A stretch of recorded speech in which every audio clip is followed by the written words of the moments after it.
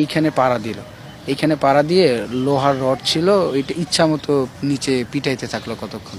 অনেকক্ষণ পিটানোর পর আমি চিৎকার চেঁচামেচি করতেছিলাম, তখন অনেকক্ষণ পরে ওরা থামে। তখন অনেকক্ষণ থাকার পরে আবার বসায় আমাকে। তখন বলতেছিল যে এটা হলো একটা স্যাম্পল ডোজ, এটা শুরু, তুই আসলে বাঁচতে পারবি না। এইখানে এমন একটা জায়গা, এখানে 1000-এর উপরে মানুষ আছে এবং তারা কতদিন ধরে আছে তোকে একটা উদাহরণ দিই। ছোট্ট একটা চারা গাছ তাদের হাতে দিছি, এখন ওই চারা গাছ ফল দেয়। ওরা যুগের পর যুগ হয়ে গেছে, ওই প্রতিদিন ওদের হচ্ছে ওই গাছগুলোতে পানি দিয়ে জীবন কাটে। তোকে হচ্ছে তোর লাইফটা হবে এইরকম। আর হচ্ছে আমরা ভয় পাই না কাউকে। আমরা তো জানিসই ইন্টারন্যাশনাল মিডিয়াতে, দেশি মিডিয়াতে গুমের কথা বলে। তুই তো গুম হয়ে গেছিস, তোর নাম এখন থেকে মিস্টার গুম ইফতেখার, তুই এখান থেকে বাঁচতে পারবি না। আর তোরা আমাকে জিজ্ঞেস করে যে তুই কোন ডিপার্টমেন্টে, তখন আমি বলি আমি ল ডিপার্টমেন্টে। তখনই ওরা সাথে সাথে ও ল ডিপার্টমেন্ট, হিউম্যান রাইটস, একটা গালি দিয়ে কথা বলে।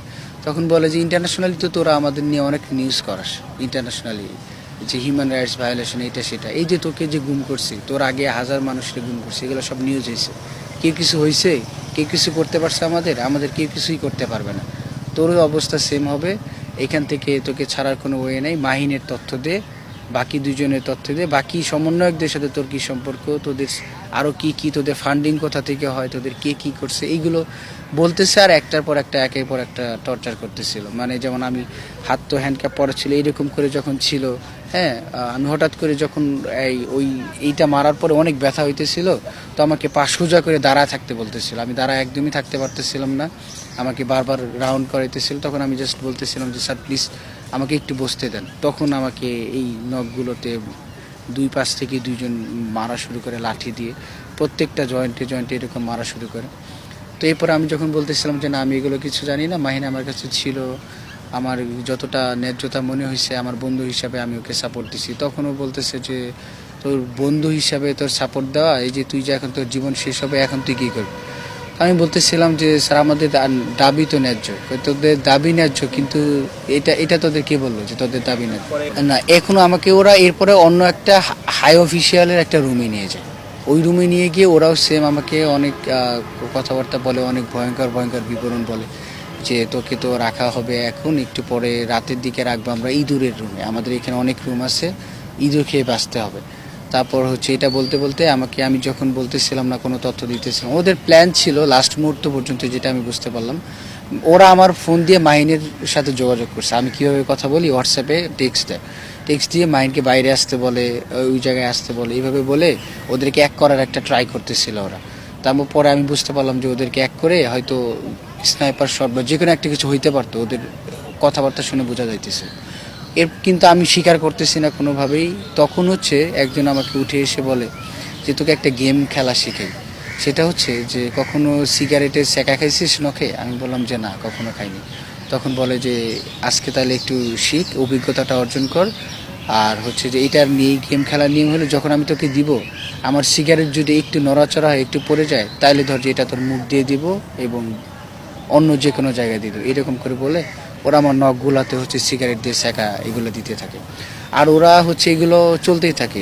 ওই রুমে আরও প্রায় আধা ঘন্টা টর্চার করে আমাকে, তাও কোনো কিছু টিয়া না পাওয়ার পরে আমার ফোন টোন এগুলো অনেক কিছু করে। এরপরে আবার তিন নাম্বার আর একটা রুমে নিয়েছে, ওইখানে নিয়েও সেম অবস্থায় লাথি কিল ঘুষি, তারপরে ওই জয়েন্ট যোগগুলাতে ইয়াগুলাতে মারে। যখন কোনোভাবে বের করতে পারতেছি না, এরপর বলতেছে তোর তো আর বাঁচার উপায় নাই, তুই বলবি না, বুঝতে পারছি।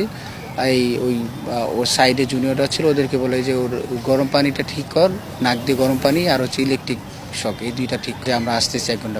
সারা রাত ঘুমাই নাই আমরা সবাই তোকে ধরার জন্য, আর তুই এসে এখনও কোনো কিছু বলতেছিস না, এরকম অনেক গালাগালি করে আমাকে। মূলত সার্চে আমি কোনো কিছু জানতাম না।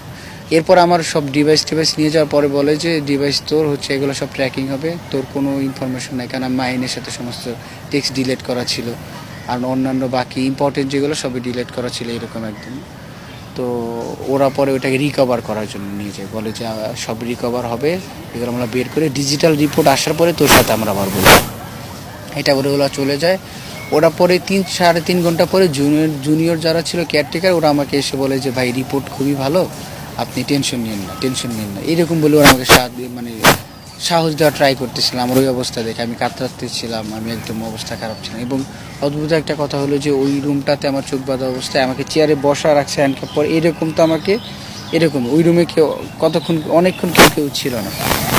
একটু পরে পরে কেয়ারটেকার এসে বলতো যে ভাই সিসি ক্যামেরায় হচ্ছে স্যাররা দেখতেছে আপনি নড়াচড়া করতেছেন, এটা স্যাররা কিন্তু এসে আবার অ্যাটাক করবে। মানে জাস্ট আমি যদি এরকম ঘাড় আছে তো ওদের শর্ত যে এরকমই থাকবে, তুই আমি এরকমও করতে পারবো না, ঘন্টার পর ঘন্টা একটু নড়াচড়া করতে পারবো না এইরকম। তো আমাকে আমি দুপুরের পরেও বুঝতে পারি নাই, ওরা জাস্ট আমাকে কিছুই বলে নাই, ওই রুমে রাখতেছিল। একটু পরে পরে কেউ এসে একটা থাপ্পড় দিয়ে যাইতেছিল, কেউ এসে দেয়ালের সাথে লাগাই দিয়ে যাইতেছিল, এরকম একটা চলতেছিল। তবে কিছু একজন কেয়ারটেকার ছিল, ও ভালো মনে হয়েছে আমার কাছে। উনি বলতেছিল ভাই টেনশন নিন না, ইনশাল্লাহ আপনি মুক্তি পাবেন বলে আশা করি, আশা করি। খবর খুবই ভালো, খুবই ভালো। কিন্তু এই খবর ভালো বলতে যে আসলে দেশে একটা কিছু হয়ে যাচ্ছে বিকালের দিকে যে আমাকে এই খবরটা দিচ্ছে, আমি এটা বুঝতে পারিনি। আমি হয়তো ভাবছি হয়তো আমাকে ছাড়বে বা এরকম কিছু। তো বলতেছে এরপর শুধু বলে যে প্রসেসিং হচ্ছে, ছাড়তে সময় লাগবে। বিকালে বলে সন্ধ্যায় বলে যে সন্ধ্যা হয়ে যাচ্ছে, তো ওরা রাতের আগে ছাড়ে না। রাতে রাতে এসে বলতেছে যে যেহেতু সকালে নিয়ে আসছে সকালের আগে ছাড়বেন। এবার সেই ওই একই চেয়ারে সেই 24টা ঘন্টা আমি সেম অবস্থায় ছিলাম। সেম অবস্থায় থাকার পরে পরের দিন ভোরে হচ্ছে আমাকে দেওয়া হয়, ওই যে ফাঁসির আসামিদের যেরকম পুরো ইয়াটা কাভার করা, ওই রকম হচ্ছে কাভার করে আমাকে গাড়িতে উঠায় হচ্ছে আস্তে আস্তে বলতে থাকে। আমার আগে হচ্ছে আর একটা মেয়েকে উঠাচ্ছিল, আমি একটু শব্দ পাইতেছিলাম, ওই মেয়েটা টর্চার সহ্য করতে পারেনি। আর ও অনেক চিল্লাইতেছিল এবং বমি বমি ভাব এরকম বলতেছিল, আর বাকিরা ওকে গালাগালি করতেছিল যে বমি করবি না একদম, একে তো করে ফালায় রাখতে যাইতেছে। তো পরে হচ্ছে যে আমাকে গাড়িতে উঠানোর পরে আমাকে বলে যে তো যদি তোর 14 গোষ্ঠী বায়োডাটা আমাদের কাছে আছে, যদি বাইরে গিয়ে কি বলবি। ফার্স্টে ওরা বলে যে বাইরে গিয়ে বলবি যে ঢাকার বাইরে ঘুরতে গেছিলাম, তো এখন আসছে, এটা বলবো। পরে একটু পরে আবার আর একটা অফিসার টান দিয়ে নিয়ে একদম কাছে গিয়ে বলে যে তুই বলবি যে থানায় নিয়ে গেছিল, যেহেতু এলাকায় পুলিশদের গাড়ি গেছিলো দেখছে, পল্লবী থানার গাড়িও ছিল, 2টা কালো মাইক্রো ছিল। তো তুই বলবি যে থানায় নিয়ে গেছিলো, কোন থানায় নিয়ে গেছিলো আমরা জানি না, এইটা বলে তুই বলবি। কিন্তু আমাদের সম্পর্কে যদি কোনো কিছু বলিস তাহলে একদম তো 14 গোষ্ঠীর অবস্থা একদম খারাপ করে দেবে, এটা বলে ওরা